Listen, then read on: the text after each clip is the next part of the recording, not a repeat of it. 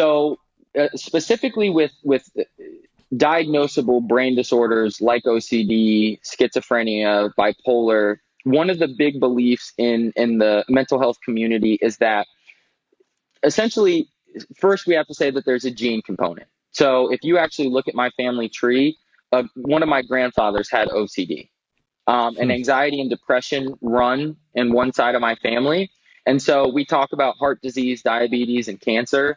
And we know that, like, hey, we talk about this. There's a genetic component to this. It can Right. happen to me, so I need to take care of myself. This is the exact same thing with our brains. And so Huh. there was always a genetic component there. I was, at some point, I was going to start to experience these symptoms. But what the mental health community believes is that oftentimes significant traumatic events can activate those genes, almost turn them on. They lie dormant, and then they can be Huh. activated and turned on, and they can get turned on at different points in your life. And the reason why I say that is Dang. stress, significant stress, can intensify and worsen those symptoms and really make them apparent to the individual. And so when I was in college, I had a girlfriend that I was madly in love with. She was my first love. And Yeah. everybody's had a first love, and you know what that Yeah. feels like, and it's puppy dog love, and it's very innocent. And Yeah. I remember, and we could unpack all of the learning lessons from how Yeah. terrible of a boyfriend I was at various points in that relationship.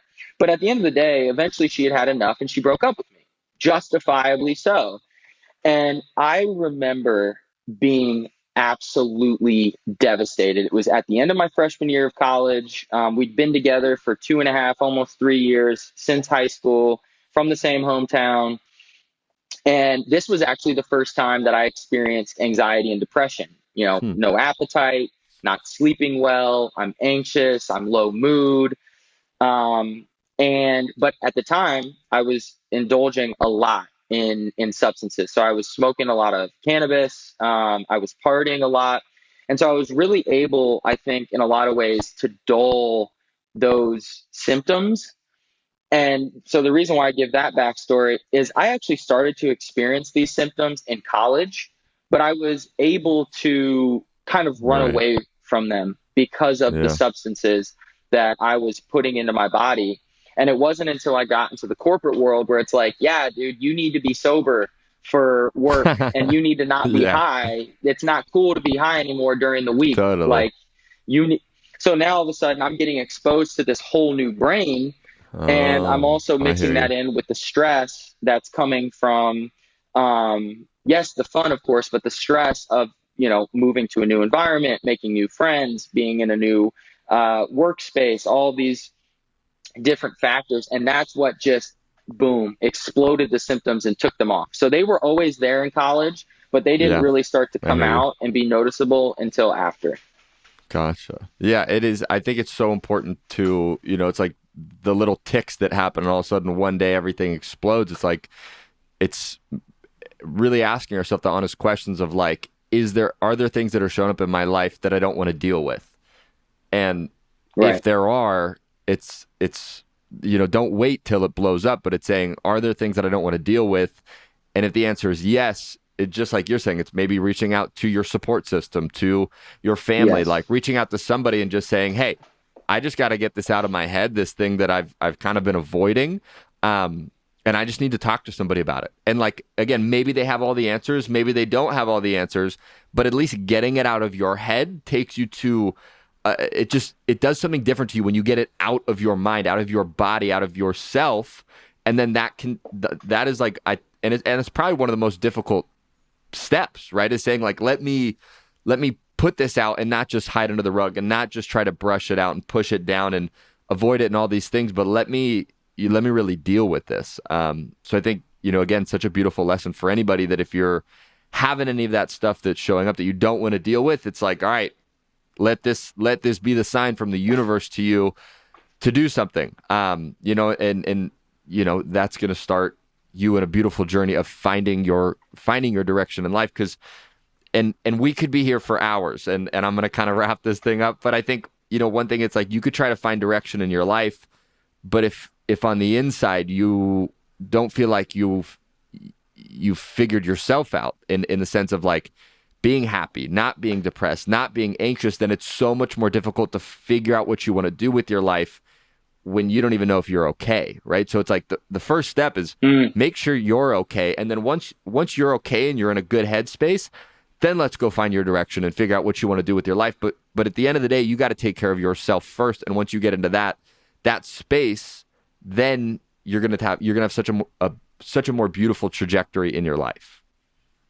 mm.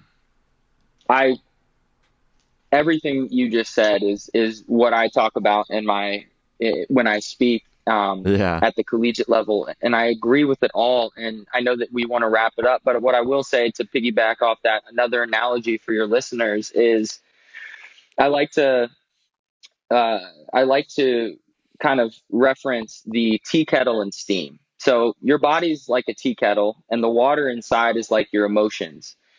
And the Mm. flame on the stove that we can adjust, right? We can adjust the temperature. Sometimes it's completely turned off, sometimes it's turned up all the way. And this is Yeah. when we're going through significant events, death, divorce, breakups, major illnesses, job layoffs, something impacts our brain health, and we shift on the brain health continuum, which I know we didn't get to dive in too much.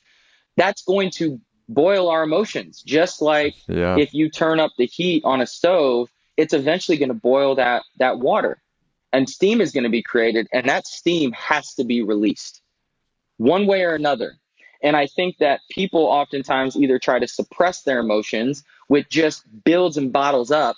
And then we have negative reactions to this. We act out and we cope in unhealthy ways. And what you're describing is when that steam builds up. And by the way, that temperature could be turned on one. If we're on a scale from 1 to 10 and it's just Yeah. a little bit, that doesn't mean that we wait until it's a 10, right?